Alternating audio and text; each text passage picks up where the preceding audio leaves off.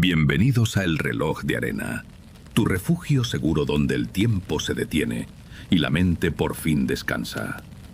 Esta noche cruzaremos el mar Egeo para recorrer 4 leyendas de la antigua Grecia, acompañando a mortales y dioses que encontraron la paz en medio de las sombras más profundas.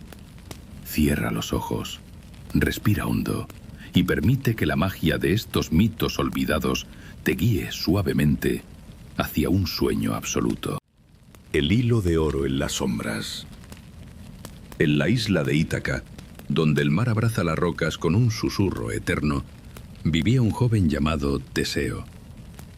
No era un guerrero famoso ni un príncipe heredero, era solo un muchacho que había pasado más noches en vela que cualquier pescador del puerto. Desde que tenía memoria, Teseo sufría un mal extraño. Cuando el sol se ocultaba y las velas se apagaban, su corazón comenzaba a latir con fuerza. Los pensamientos se enredaban en su cabeza como algas en una red de pesca. Y el sueño, ese visitante esquivo, nunca llegaba. Su madre, una mujer de ojos cansados y manos callosas, intentó todo para ayudarlo.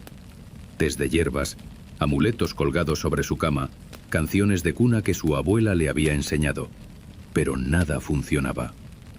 Una noche, cuando la luna estaba oculta detrás de las nubes y el viento silbaba entre las rendijas de la ventana, su madre se sentó a su lado y le habló con voz baja. «Hijo mío», dijo, «he escuchado una leyenda». Una historia que los ancianos del puerto susurran cuando creen que nadie los escucha. Hablan de un lugar que no está en ningún mapa. Un laberinto construido en las profundidades de la tierra, bajo la isla de Creta. Dicen que en el centro de ese laberinto vive una criatura llamada el Minotauro. Pero no es un monstruo de carne y hueso como los que aparecen en las canciones de los guerreros. El Minotauro, susurró ella, es el guardián del miedo. Es la voz que te susurra al oído cuando intentas dormir. Es la sombra que ves moverse en la oscuridad de tu habitación. Es la razón por la que tu corazón se acelera sin motivo. Teseo se incorporó en la cama. ¿Y cómo se vence a ese monstruo?, preguntó. Su madre sonrió con tristeza. No se vence con espadas, hijo mío. Se vence con un hilo. A la mañana siguiente, Teseo tomó una decisión. Empacó un saco con pan y queso, un odre de agua y una capa gruesa para protegerse del frío de las cuevas. Besó a su madre en la frente y abordó un pequeño barco pesquero que lo llevaría hasta la costa de Creta. El viaje duró 3 días. Durante ese tiempo apenas durmió, pero ya no le importaba. Sabía que al final del camino encontraría una respuesta. Al llegar a la isla de Creta, Teseo caminó durante horas por senderos de tierra rojiza, preguntando a pastores y ancianos sobre la entrada al laberinto. La mayoría lo miraba con desconfianza y se alejaba. Algunos hacían una señal para alejar el mal de su presencia. Pero finalmente, una anciana de cabellos blancos como la espuma del mar le tendió la mano y le dijo: «Sígueme». Ella lo condujo hasta una cueva escondida detrás de una cascada. El agua caía con un sonido profundo y rítmico, como un tambor que late lentamente. Dentro de la cueva, sentada sobre una roca cubierta de musgo, lo esperaba una joven. Su cabello era oscuro como la noche. Sus ojos brillaban con un resplandor tenue, como si tuvieran una pequeña llama en su interior. Llevaba en sus manos un ovillo de hilo, pero no era un hilo común. Era del color del oro puro cuando el sol se refleja en las olas al atardecer. «Soy Ariadna», dijo la joven con una voz suave y profunda. «Soy la guardiana de este hilo, y sé por qué has venido». Teseo se arrodilló frente a ella. «Quiero enfrentar al Minotauro», dijo. «Quiero que el miedo deje de controlar mis noches». Ariadna asintió lentamente. «Entonces escúchame bien, porque lo que te voy a decir es más importante que cualquier espada o escudo. El laberinto no es un lugar físico, Teseo. Es un estado de la mente. Las paredes que encontrarás allí no están hechas de piedra. Están hechas de dudas, de pensamientos que se repiten, de miedos que crecen cuando les prestas atención.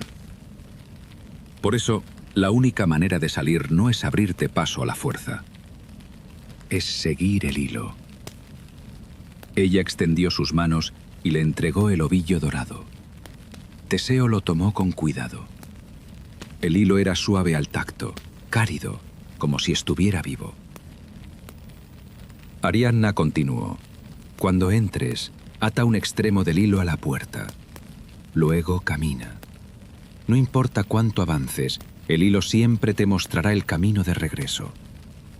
Pero ten cuidado. El laberinto intentará engañarte. Hará que dudes. Te susurrará que has perdido el hilo, que estás solo, que nunca saldrás. No le creas. Mientras sientas el hilo en tu mano, estarás a salvo. Teseo apretó el ovillo contra su pecho. ¿Y el Minotauro?, preguntó. ¿Cómo lo venzo? Ariadna sonrió. No lo vencerás con violencia, Teseo. El Minotauro no es un enemigo al que se mata. Es una presencia que se disuelve. Cuando llegues al centro del laberinto, no levantes un arma. No grites. Solo quédate quieto. Respira. Y recuerda que el miedo solo tiene el poder que tú le das. Teseo caminó hacia la entrada del laberinto. La puerta era inmensa, tallada en piedra negra con figuras que parecían retorcerse bajo la luz de la antorcha. Ató el extremo del hilo dorado a un gancho de hierro oxidado. Dio un último vistazo hacia atrás. Ariadna lo miraba desde la distancia, inmóvil como una estatua. Luego, dio el primer paso. El interior del laberinto era más oscuro de lo que había imaginado.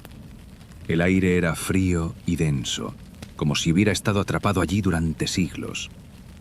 El sonido de sus pasos rebotaba en las paredes y regresaba multiplicado, creando la ilusión de que alguien lo seguía. Teseo caminaba lentamente, rozando la pared con la yema de los dedos para no perderse. El hilo dorado se deslizaba suavemente detrás de él, dejando un rastro luminoso en la oscuridad. Después de un rato, el pasillo se dividió en dos. Teseo se detuvo. No sabía qué camino tomar. Cerró los ojos. Recordó las palabras de Ariadna. El hilo no te dice hacia dónde ir, solo te muestra cómo volver. Así que eligió el camino de la izquierda sin pensarlo demasiado. Caminó durante lo que le parecieron horas. El silencio era absoluto. Solo se escuchaba el roce del hilo contra el suelo y su propia respiración. De repente, el pasillo se ensanchó y se convirtió en una caverna inmensa. En el centro había un pozo profundo. Teseo se asomó y vio solo oscuridad. Entonces, desde el fondo del pozo, escuchó una voz. No era una voz fuerte. Era un susurro, como el viento que se cuela por una rendija. Pero las palabras helaron su sangre. «Has perdido el hilo», decía la voz. «Mírate las manos. Están vacías». Teseo bajó la mirada. El hilo seguía allí, enrollado alrededor de su muñeca. Pero por un instante, solo un instante, dudó. ¿Y si la voz tenía razón? ¿Y si ese hilo era solo un recuerdo? Cerró los puños con fuerza. Sintió la textura suave y cálida del hilo contra su piel. Estaba allí. Era real. La voz mintió. Susurró para sí mismo. El miedo miente. Dio un paso atrás del pozo y continuó caminando. Más adelante, el pasillo se volvió más estrecho. Las paredes parecían cerrarse a su alrededor. Teseo tuvo que girar los hombros para avanzar. Entonces, una nueva voz se alzó desde las sombras. Esta vez era más clara, más cercana. Sonaba como la voz de su madre. «Teseo, hijo mío», decía la voz. «Has estado caminando durante días. No hay salida. Mejor si te detienes. Mejor si descansas aquí. Teseo sintió un nudo en la garganta. La voz de su madre era tan real que podía casi sentir su mano en su hombro. Pero apretó el hilo con más fuerza. «No eres mi madre», dijo en voz alta.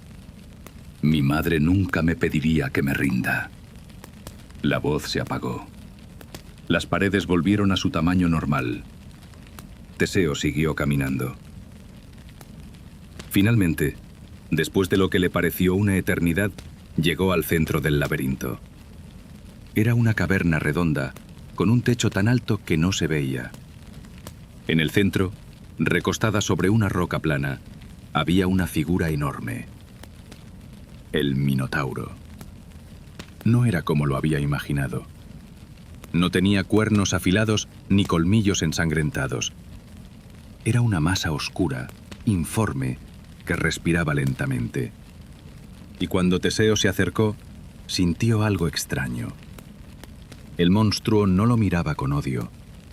Lo miraba con una tristeza profunda, como si hubiera estado esperando a alguien durante mucho tiempo. El Minotauro habló. Su voz era grave y lenta, como el sonido de un glaciar moviéndose. «Has llegado, humano. Pocos llegan hasta aquí. La mayoría se pierde en los pasillos, devorados por sus propios miedos». Teseo tragó saliva. «He venido a liberarme de ti», dijo. El Minotauro rió, un sonido seco y vacío. «¿Liberarte de mí? Yo no soy tu enemigo, Teseo. Yo soy solo un reflejo. Un espejo donde miras tus propios terrores. Si me enfrentas con violencia, te estarás enfrentando a ti mismo». Teseo sintió que las piernas le temblaban. Quería correr, quería gritar, quería golpear al monstruo con todas sus fuerzas. Pero recordó las palabras de Ariadna. No levantes un arma, no grites, solo quédate quieto. Respira. Así que eso hizo. Cerró los ojos, inhaló profundamente. Sintió el aire frío llenar sus pulmones. Lo exhaló lentamente. El Minotauro se incorporó lentamente. Su sombra cubrió a Teseo por completo. Pero Teseo no se movió. Siguió respirando, inhalando y exhalando. El monstruo se inclinó sobre él. Su aliento era frío como el viento de invierno. Teseo podía sentir su presencia, inmensa, abrumadora. Pero no abrió los ojos. Siguió respirando. Y entonces, algo cambió. La presencia comenzó a hacerse más liviana. El aliento frío se volvió tibio. La sombra comenzó a encogerse. Cuando Teseo finalmente abrió los ojos, el Minotauro había desaparecido. En su lugar, solo había una piedra plana y vacía, y en el centro de la piedra, una pequeña flor blanca que antes no estaba allí. Teseo se quedó mirando la flor por un largo rato. Había vencido al monstruo, pero no con una espada, no con fuerza. Lo había vencido con calma, con respiración, con la decisión de no huir. Recogió la flor y la guardó en su bolsillo. Luego comenzó a recoger el hilo dorado. El regreso fue mucho más fácil que la ida. Los pasillos que antes parecían amenazantes, ahora solo eran pasillos. Las voces que antes susurraban mentiras, ahora callaban. Teseo caminaba con paso firme, enrollando el hilo a medida que avanzaba. Cada paso lo acercaba más a la luz. Finalmente, vio una grieta al final del pasillo. Era la luz del amanecer. Cruzó el umbral. El aire fresco del mar le golpeó el rostro. El sol aún no había salido del todo, pero el cielo ya se teñía de rosa y naranja. Ariadna seguía allí, sentada en la misma roca. Cuando lo vio salir, sonrió. Lo lograste, dijo. Teseo asintió. No luché contra él, respondió. Solo respiré. Ariadna se levantó y caminó hacia él. Eso es todo lo que había que hacer, Teseo. El Minotauro no desaparece porque lo mates. Desaparece cuando dejas de alimentarlo con tu miedo. Teseo regresó a Ítaca en el mismo barco pesquero. Durante el viaje, durmió. Por primera vez en muchos años, durmió. Soñó con su madre, que lo esperaba en el puerto. Soñó con el hilo dorado, brillando en la oscuridad. Y cuando despertó, sintió que algo dentro de él había cambiado. El miedo seguía allí, por supuesto. El Minotauro no había muerto. Solo se había retirado a las sombras. Pero ahora Teseo sabía algo que no sabía antes. Sabía que el miedo solo tiene el poder que él le diera. Y que siempre, siempre, hay un hilo dorado que lo conecta con la calma. Esta antigua leyenda nos recuerda algo que todos llevamos dentro. La oscuridad no desaparece porque la combatimos con fuerza. Desaparece cuando aprendemos a estar quietos en medio de ella. Cuando respiramos. Cuando recordamos que el miedo miente. Y que siempre hay un hilo, por más frágil que parezca, que nos guía de regreso a casa. Ahora, mientras escuchas estas palabras, imagina tu propio hilo dorado. No lo ves, pero está allí. Te conecta con la calma, con el descanso, con la certeza de que no estás solo en la oscuridad. Respira profundo. Siente ese hilo en tu mano. Déjalo que te guíe. Pero la noche aún es larga. Y en otro rincón del mundo antiguo, una montaña de semillas espera a una joven llamada Psique. Cierra los ojos por un momento. Respira. Y cuando estés listo, acompáñame a descubrir cómo la perseverancia silenciosa encuentra ayuda en los rincones más inesperados de la noche.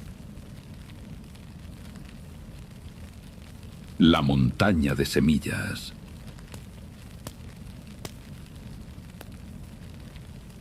En una antigua ciudad griega, donde las casas de piedra blanca se apiñaban en las laderas de las colinas, vivía una joven llamada Psique. Su nombre significaba alma, y todos decían que ninguna mujer había sido tan hermosa como ella. Pero su belleza no era su mayor virtud. Lo que realmente la distinguía era su corazón. Un corazón que latía con una bondad tan pura que los animales del bosque se acercaban a ella sin miedo. Sin embargo, la diosa Afrodita, señora del amor y la belleza, no veía con buenos ojos la fama de Psique. Los templos dedicados a la diosa comenzaron a vaciarse. Los mortales ya no llevaban ofrendas al altar de Afrodita. En cambio, viajaban desde tierras lejanas solo para contemplar a la joven de mirada dulce y cabello oscuro. Afrodita sintió que su orgullo se quebraba como una copa de cristal cayendo al suelo. La envidia creció en su pecho como una maleza venenosa. Y decidió que Psique debía pagar por haberle robado la admiración de los mortales. Una noche, cuando la luna se escondía detrás de las nubes, la diosa envió un mensaje a los padres de Psique. No se apareció en forma de luz divina, ni con carruajes tirados por cisnes. Llegó en forma de una pesadilla, un sueño oscuro que susurró al oído de la madre dormida. La joven debe ser entregada al monstruo que habita en la montaña, dijo la voz. Solo así, la ciudad volverá a estar en paz. Los padres de Psique despertaron con lágrimas en los ojos. No sabían qué monstruo habitaba la montaña, pero el terror a la ira de los dioses era más fuerte que su amor por su hija. Al amanecer, ataron a Psique a una roca en lo alto del monte, con un vestido blanco que se movía con el viento. Y la dejaron allí, sola, esperando a su destino. Pero el monstruo que la esperaba no era una bestia de colmillos ni garras. Cuando el sol se ocultó y las sombras cubrieron la montaña, un ser invisible se acercó a ella. No podía verlo, pero sentía su presencia. Era cálida, suave, como el roce de una mano que no se atreve a tocar. «No temas», dijo una voz grave y amable. «No soy un monstruo. Soy Eros, el dios del amor, y he venido a salvarte». Eros la llevó a un palacio oculto en el valle, donde los muros eran de mármol blanco y las fuentes cantaban al caer la tarde. Allí sí que vivió días de felicidad. Su invisible esposo la visitaba cada noche y ella aprendió a amarlo sin conocer su rostro. Pero una noche, movida por la curiosidad y los consejos de sus hermanas envidiosas, encendió una lámpara para verlo. Una gota de aceite caliente cayó sobre el hombro de Eros. Él despertó y, herido por la desconfianza, desapareció. Psique quedó sola. El palacio se desvaneció. El valle se volvió un páramo. Y ella supo que para recuperar a su amado, debía enfrentar a la diosa que lo había enviado. Debía enfrentar a Afrodita. Psique caminó durante días, cruzando valles y montañas, hasta llegar al templo de la diosa. Afrodita la recibió con una sonrisa fría y una mirada que helaba la sangre. «Has venido a pedir perdón, mortal, pues tendrás que ganártelo». La diosa la llevó hasta una gran sala oscura, iluminada solo por la luz de la luna que se filtraba por las grietas del techo. En el centro de la sala había una montaña. No una montaña de piedra, una montaña de semillas. Miles y miles de semillas, lentejas, garbanzos, trigo, cebada, amapolas, todas mezcladas en un montículo tan alto que llegaba hasta la cintura de Psique. Afrodita señaló la montaña con un dedo pálido. «Tu tarea es simple, mortal. Antes de que salga el sol, deberás separar cada una de estas semillas por su tipo. Las lentejas con las lentejas, los garbanzos con los garbanzos, el trigo con el trigo. Si fallas, si una sola semilla está fuera de lugar, perderás a Eros para siempre. Y tu alma quedará atrapada en este templo por toda la eternidad». Psique se quedó mirando la montaña de semillas. Era imposible. Una sola persona, incluso si trabajara sin descanso durante días, no podría separar tantas semillas en una sola noche. Se arrodilló en el suelo frío y comenzó a llorar. Las lágrimas caían sobre las semillas, humedeciendo el polvo que las cubría. Sus manos temblaban. Su corazón se hundía en un pozo de desesperación. Cerró los ojos y susurró: «No puedo. No puedo hacerlo sola». Pero entonces, en el silencio del templo, escuchó un sonido. Al principio era apenas un rumor, un roce casi imperceptible. Luego el sonido se hizo más claro. Era un susurro de patitas diminutas sobre la piedra. Psique abrió los ojos y vio algo que la dejó sin aliento. Del fondo de las sombras emergían hileras interminables de hormigas. Pequeñas, negras, brillantes, avanzaban en formación perfecta hacia la montaña de semillas. Las hormigas no miraban a Psique. No esperaban órdenes. Sabían lo que tenían que hacer. Comenzaron a trepar por la montaña, tomando una semilla cada una, y las transportaban en fila hacia montones separados. Las lentejas con las lentejas, los garbanzos con los garbanzos, el trigo con el trigo. Psique observaba en silencio, con los ojos llenos de lágrimas. No de tristeza esta vez, de asombro. Las hormigas trabajaron sin descanso durante toda la noche. No se detenían, no descansaban. Solo seguían avanzando una semilla tras otra, con una paciencia infinita. Psique quiso ayudarlas, pero cada vez que extendía la mano, una hormiga se detenía y la miraba como diciéndole: «No es necesario. Nosotras nos encargamos. Tú solo descansa». Así que Psique se sentó contra la pared de piedra, apoyó la cabeza en sus rodillas y observó el milagro. El sonido de las diminutas patitas sobre las semillas era suave, rítmico, hipnótico, como la lluvia fina sobre un tejado de paja. Cuando los primeros rayos del sol comenzaron a filtrarse por las grietas del techo, la última hormiga dejó la última semilla en su montón. Sique miró a su alrededor. La montaña había desaparecido. En su lugar, había decenas de pequeños montículos perfectamente ordenados. Cada tipo de semilla en su lugar, sin una sola fuera de su sitio. Las hormigas se detuvieron un momento, como si estuvieran contemplando su obra. Luego, en silencio, se retiraron hacia las sombras de donde habían venido. Afrodita apareció en la sala cuando el sol ya había iluminado por completo el templo. Su rostro, que esperaba ver derrota y sufrimiento, se torció en una mueca de furia al ver la tarea completada. ¿Cómo has hecho esto, mortal?, gritó. Sique se puso de pie lentamente.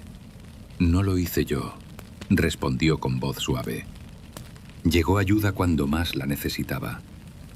Afrodita apretó los puños. Pero la ley es la ley. Has cumplido. Puedes irte.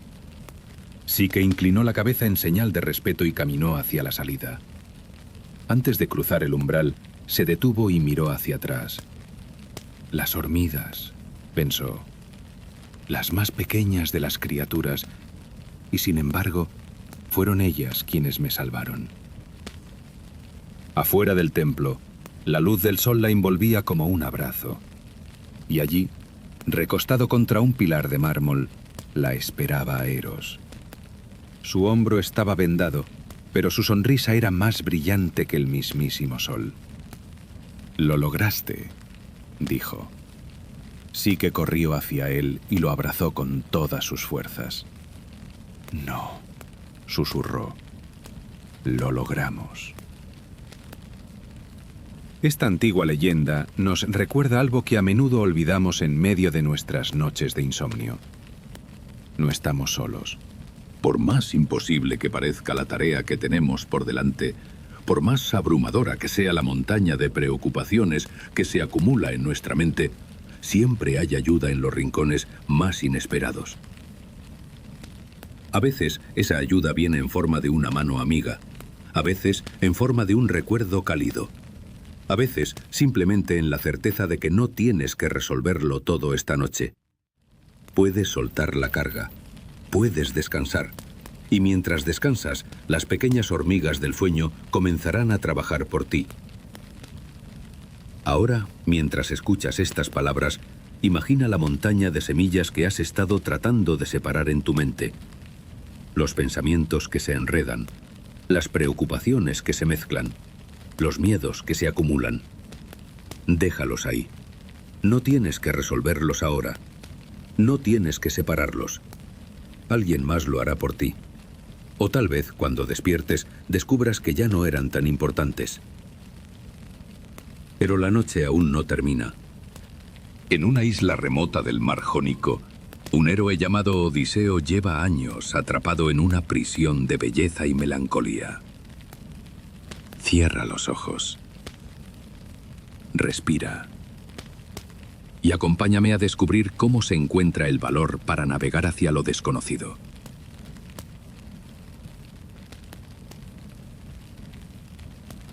El regreso de Odiseo. En una isla remota del mar Jónico, donde las olas rompían contra acantilados de piedra negra y el viento olía a sal y a eternidad, vivía un hombre llamado Odiseo. No era un joven. Tampoco era un anciano. Era un héroe que había sobrevivido a guerras, monstruos y tempestades. Pero hacía ya 7 años que estaba atrapado en esa isla. 7 años sin ver a su esposa Penélope. 7 años sin abrazar a su hijo Telémaco. 7 años escuchando el mismo sonido de las olas día tras día, noche tras noche. La isla se llamaba Ogygia, y en ella vivía una ninfa llamada Calipso, de cabello oscuro y voz hipnótica. Ella lo había rescatado de un naufragio años atrás. Lo había curado, alimentado y vestido. pero también lo había atrapado. No con cadenas ni muros de piedra. Lo atrapó con belleza, con comodidad, con la promesa de la inmortalidad si aceptaba quedarse con ella para siempre. La cueva de Calipso era un lugar de ensueño. 4 fuentes de agua cristalina brotaban de la tierra, formando arroyos que se entrecruzaban entre prados de apio silvestre y violetas. Los árboles cargados de uvas maduras sombreaban la entrada de la gruta. Y el canto de la ninfa, mientras tejía en su telar de oro, era tan hermoso que los propios dioses del Olimpo se detenían a escucharlo. Pero Odiseo no encontraba paz en ese paraíso. Cada mañana, al despertar, caminaba hasta la orilla y se sentaba sobre una roca frente al mar. Miraba el horizonte y lloraba. No lágrimas de debilidad, lágrimas de ausencia, lágrimas de un hombre que había perdido el rumbo de su propio hogar. Una noche, mientras dormía, la diosa Atenea, su protectora desde la guerra de Troya, se apareció en sus sueños. No vino con armadura brillante ni con escudo reluciente. Llegó como una anciana de ojos profundos y voz susurrante. «Odiseo», dijo, «los dioses han discutido tu destino durante 7 años». Poseidón aún guarda rencor por haber cegado a su hijo Polifemo. Pero Zeus ha decidido que es hora de que regreses a Ítaca. Odiseo despertó con el corazón latiendo con fuerza. Al amanecer, caminó hacia la gruta de Calipso. La encontró tejiendo en su telar de plata, con los dedos moviéndose rápidamente sobre los hilos de colores. «Debo irme», dijo con voz firme pero temblorosa. Calipso dejó de tejer. Sus dedos se quedaron inmóviles sobre el telar. El silencio que siguió fue más pesado que cualquier tormenta. «¿Por qué quieres irte?», preguntó Calipso con una voz que parecía rota. «¿No es hermosa mi isla? ¿No son dulces mis frutos y frescas mis aguas? ¿Acaso la mortal Penélope puede ofrecerte algo que yo, una diosa inmortal, no pueda darte?» Odiseo bajó la mirada. «No es una cuestión de belleza, Calipso. Ni de frutos, ni de aguas, ni de inmortalidad. Es una cuestión de quién soy». «Yo soy Odiseo, esposo de Penélope, padre de Telémaco, rey de Ítaca. Si me quedo aquí, si acepto tu inmortalidad, dejaré de ser yo mismo». Calipso apretó los hilos de su telar con tanta fuerza que sus nudillos se volvieron blancos. Durante un largo rato no dijo nada. Solo miraba a Odiseo con una mezcla de furia, tristeza y algo que se parecía al amor herido. Finalmente suspiró.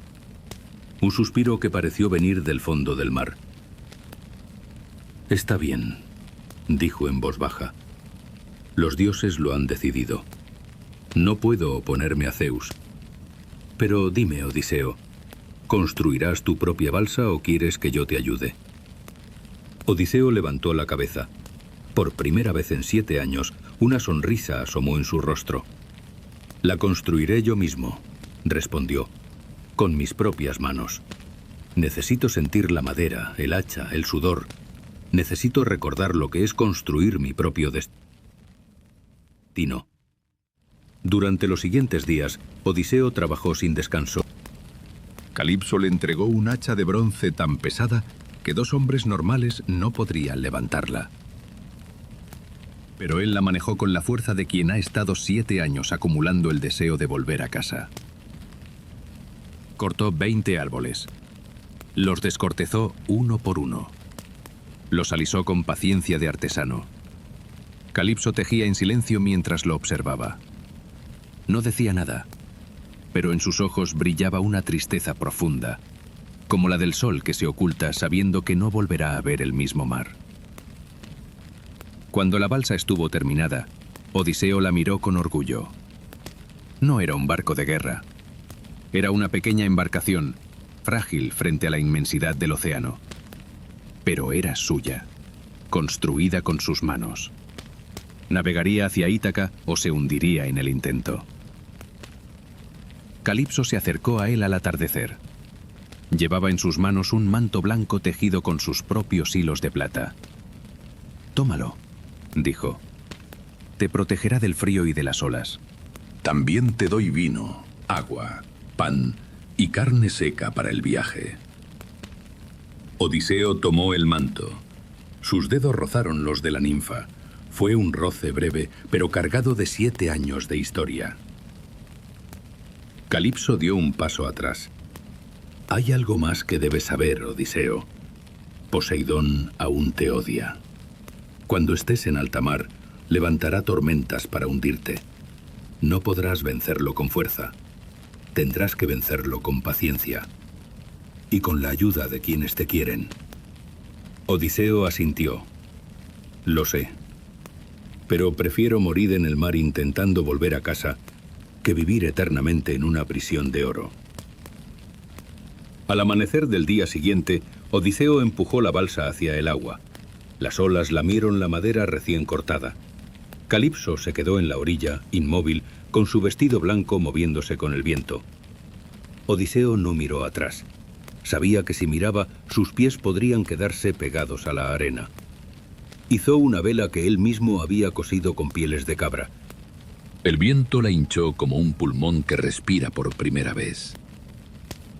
Y la balsa comenzó a deslizarse sobre el agua azul, alejándose de la isla de Calipso, alejándose de la inmortalidad, acercándose a Ítaca. Pero Poseidón no iba a permitir que el viaje fuera fácil.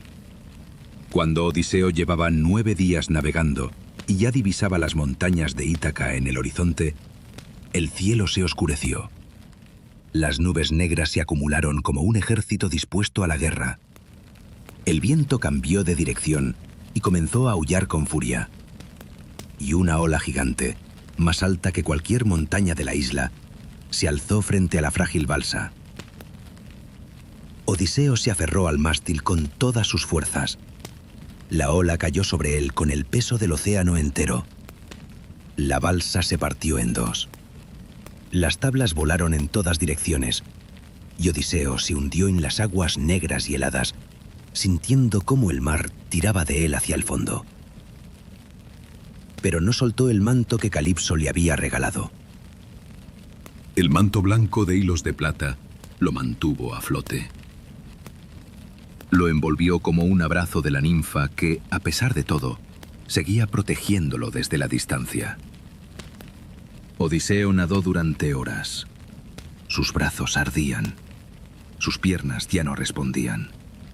Pero siguió nadando, empujado por el recuerdo de Penélope, tejiendo y destejiendo su mortaja en la ventana de su palacio.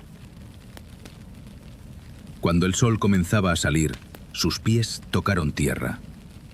No era Ítaca. Era una isla desconocida, cubierta de arena blanca y palmeras. Odiseo se arrastró hasta la orilla y cayó inconsciente sobre la playa. Horas después, despertó envuelto en el rumor de voces desconocidas. Lo habían encontrado los feacios, un pueblo de marineros hábiles y generosos. Su rey, Alcino, lo recibía en su palacio y lo escuchó contar todas sus aventuras durante noches enteras. Conmovido por su historia, el rey ordenó que sus mejores marineros prepararan un barco para llevar a Odiseo de regreso a Ítaca. Esta vez sin tormentas. Esta vez sin monstruos. Esta vez solo el mar en calma y el viento favorable. Al amanecer de un día claro y brillante, el barco feacio atracó en el puerto de Ítaca. Odiseo bajó por la rampa y puso un pie en su tierra natal, después de 20 años. 20 años. Una guerra.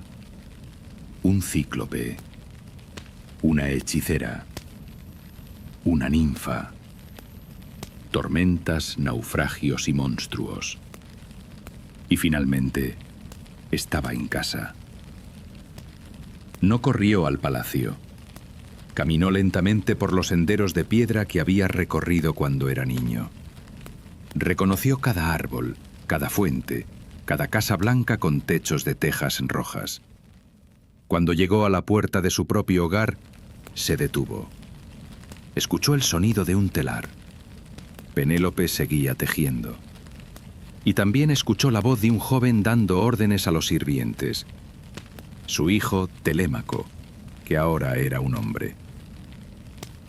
Odiseo cruzó el umbral. Penélope levantó la mirada de su telar y el hilo se le cayó de las manos. No dijo nada. No podía creer lo que veían sus ojos. Odiseo se acercó lentamente, con la barba larga, el cabello enmarañado, la piel curtida por 20 años de sol y sal. «Soy yo», dijo con voz ronca. «He vuelto». Penélope se levantó despacio, como si temiera que el sueño se rompiera si se movía demasiado rápido. Caminó hacia él. Lo miró a los ojos durante un largo rato. Y luego, sin decir una palabra, lo abrazó con todas sus fuerzas. Odiseo cerró los ojos. 20 años de dolor y de ausencia se disolvieron en ese abrazo. Telémaco entró corriendo al ver a su madre llorando, y aunque al principio no reconoció a aquel hombre barbudo y demacrado, algo en su corazón le dijo que era su padre. Esa noche, los tres cenaron juntos alrededor del hogar encendido. No hablaron de monstruos, no hablaron de guerras, no hablaron de naufragios. Solo comieron pan, bebieron vino y escucharon el crepitar de la leña quemándose. Odiseo había vuelto a casa. No había encontrado la inmortalidad. No había encontrado la juventud eterna. Había encontrado algo más valioso. Había encontrado su lugar en el mundo. Y esta leyenda nos recuerda que el viaje más largo siempre es el que nos lleva de regreso a quienes nos aman. No importa cuántas tormentas enfrentemos, no importa cuántas veces el mar nos aparte del camino, siempre hay un puerto esperándonos. Siempre hay alguien que sigue tejiendo mientras nosotros navegamos. Ahora, mientras escuchas estas palabras, piensa en tu propia Ítaca. Puede ser un lugar, puede ser una persona, puede ser una versión de ti mismo que hace tiempo no visitas. No importa cuán lejos estés, no importa cuántos años hayas pasado en tu propia isla de Ogygia. Siempre puedes construir una balsa, siempre puedes zarpar, siempre puedes volver. Pero la noche aún no termina. En las profundidades de la tierra, una joven llamada Perséfone desciende al reino de las sombras. Cierra los ojos, respira y acompáñame a descubrir cómo la oscuridad puede convertirse en equilibrio.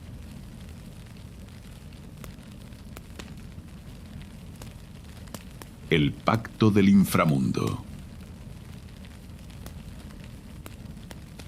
En la cima del monte Olimpo, donde los dioses habitaban entre nubes de oro y banquetes eternos, vivía una joven llamada Perséfone. No era una diosa guerrera como Atenea. Tampoco era una diosa del amor como Afrodita. Perséfone era la diosa de la primavera. Su paso hacía florecer los campos. Su sonrisa calentaba el aire. Y su madre, Deméter, la diosa de la cosecha, la amaba más que a cualquier cosa en el universo. Cada mañana, Perséfone salía al valle de Enna, un prado interminable cubierto de flores de todos los colores. Corría descalza entre los pétalos. Recolectaba narcisos, violetas y lirios.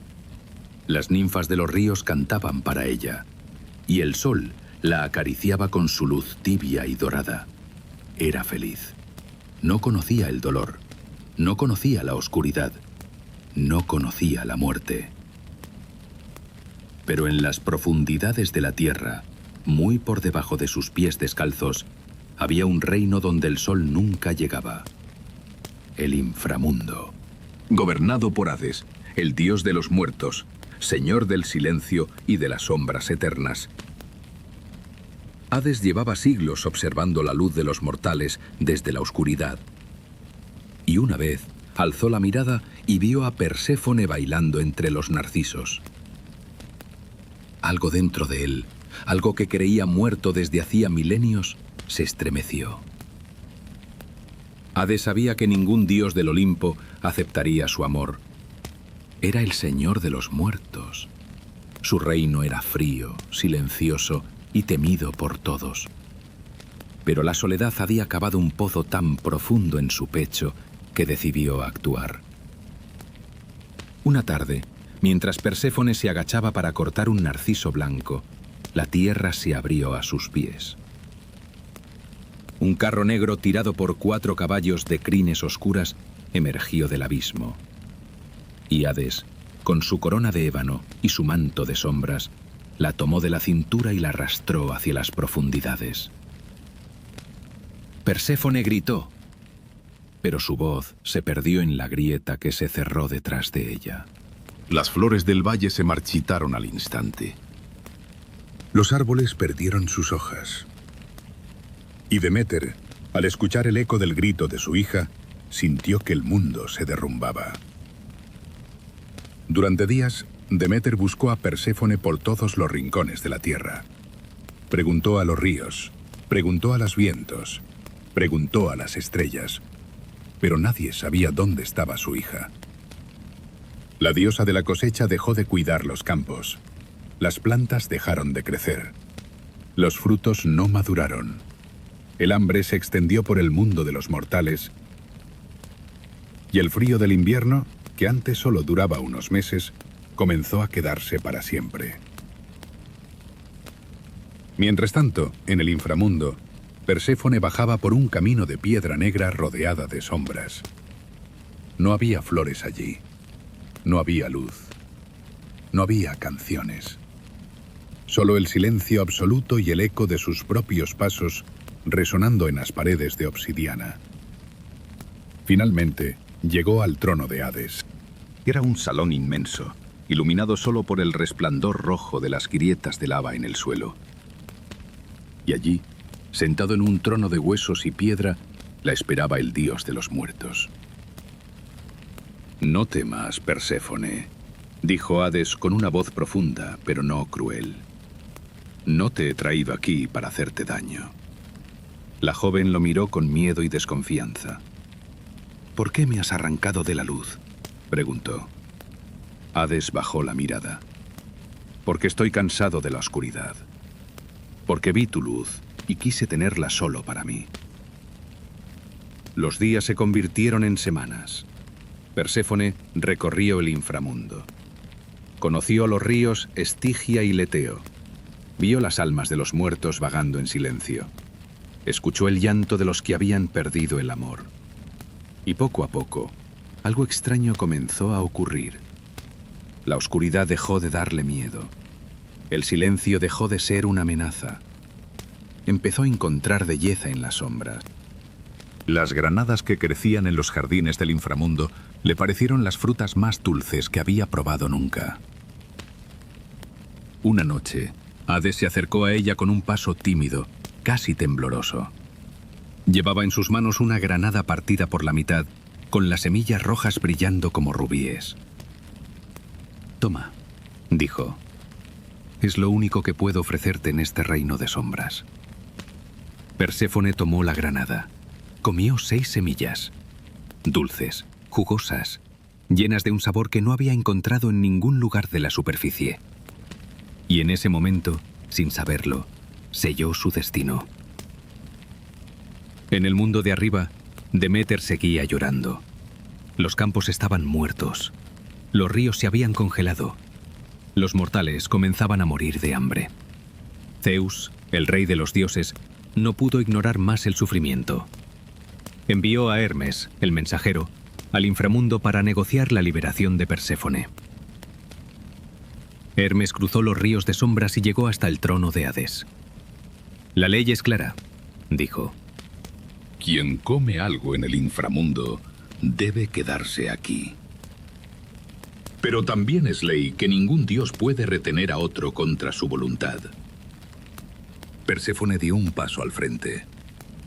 No me han retenido, Hermes. He comido 6 semillas de granada.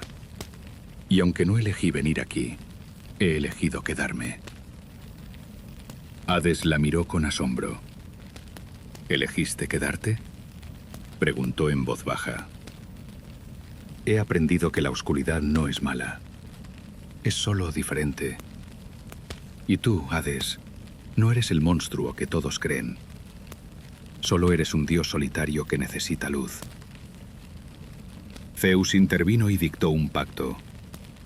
Perséfone pasaría 6 meses al año en el inframundo con Hades, y los otros 6 meses volvería a la superficie con su madre. Deméter aceptó con el corazón roto, pero al menos recuperaba a su hija durante la mitad del año. Y así nacieron las estaciones. Cuando Perséfone baja al inframundo, Deméter llora y los campos se vuelven fríos y grises. Es el invierno.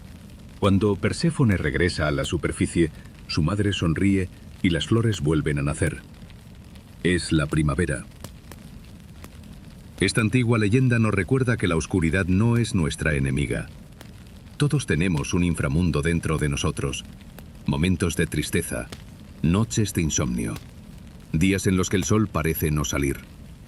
Pero la oscuridad no es un castigo, es una parte del ciclo, como el invierno que precede a la primavera, como la noche que descansa antes del amanecer. Perséfone no intentó huir de las sombras, aprendió a convivir con ellas, encontró belleza en el silencio y enseñó a Hades que la luz no es el único camino. Porque la verdadera sabiduría no está en eliminar la oscuridad, sino en encontrar el equilibrio entre ella y la luz. Ahora, mientras escuchas estas palabras, piensa en tu propio inframundo. Esa parte de ti que a veces duele, esa tristeza que aparece sin avisar, esa noche que parece no terminar nunca. No la rechaces, no la temas, solo respira y recuerda que después del invierno siempre vuelve la primavera. Esta noche, el reloj de arena ha llegado a su fin. 4 historias, 4 viajes, un mismo refugio de paz. Espero que estas leyendas antiguas hayan acunado tu mente y hayan llevado calma a tu corazón. Si este rincón sonoro te ha dado paz, suscríbete para cuando volvamos a encender la hoguera. Pero por ahora, ya no hay prisa. No hay laberintos que resolver. No hay semillas que separar. No hay mares que cruzar. No hay sombras que temer. Solo el silencio. Solo el descanso. Solo tú y tu respiración. Cierra los ojos. Respira profundo. Y simplemente descansa.